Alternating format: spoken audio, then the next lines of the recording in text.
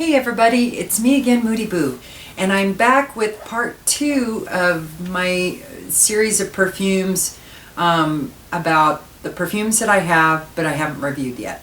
The first video I did was on the ones I love.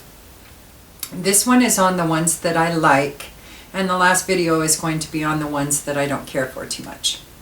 So I'm just going to get right to it. I'm not going to go in any particular order from the ones I've had the longest to the ones I've had the least long. It's just not that important to me. I have a couple from the same house that, you know, I'm really into the Middle Eastern perfumes. I love them. Well, these two are no exception. Both of these I really like on the verge of love. Now this first one is called Wisal. By Ajmal, and kind of a tacky, cheap looking bottle, but the perfume is actually really nice. Now this other one here I would love. I also have Bling, so I'll throw that in the list too because I like it but I don't love it, and it's also by Ajmal. So if you want me to review Bling, I'll throw that in there too, even though I don't have the bottle here. And then this one, Aurum.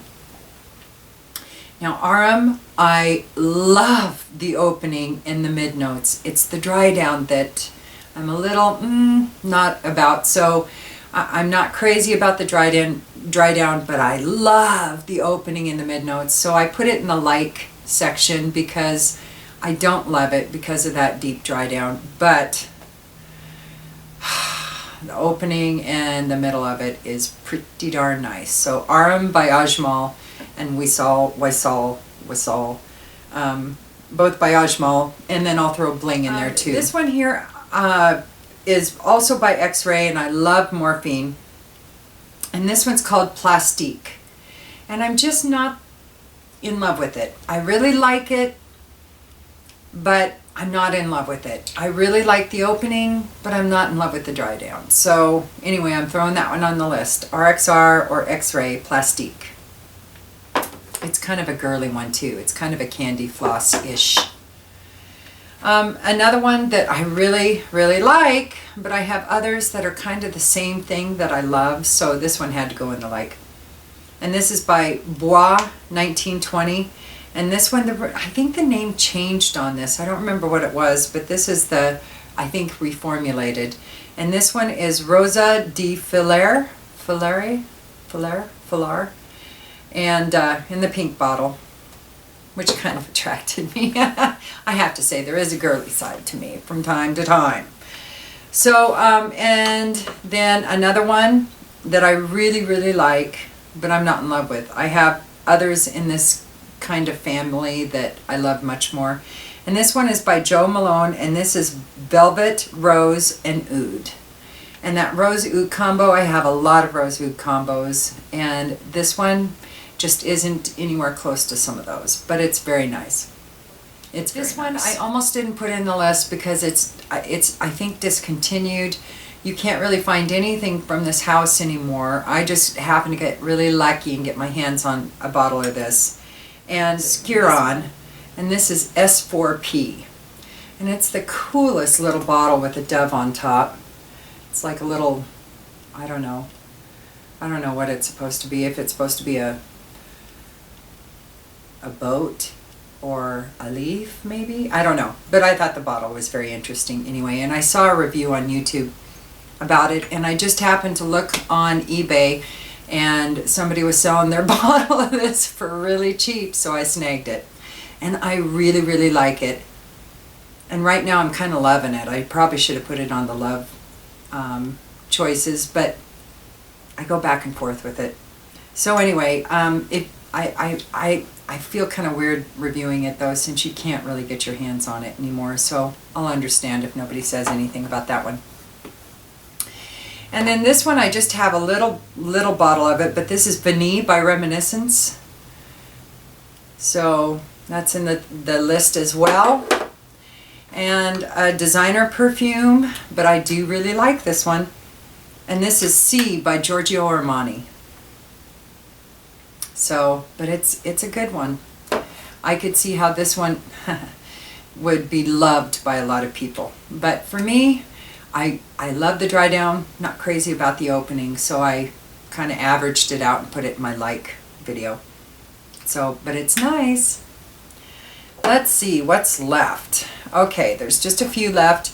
This one is kind of an obscure house, and this is Spadaro, and this is Doux. And this is one I kind of have as a comfort scent. Every once in a while I'll kind of spray some on my pillow, or if I've had a long day I'll spray some on my wrist when I come home. But I don't really wear it on for a full wearing. That's another one, Spadaro, Doux Amour.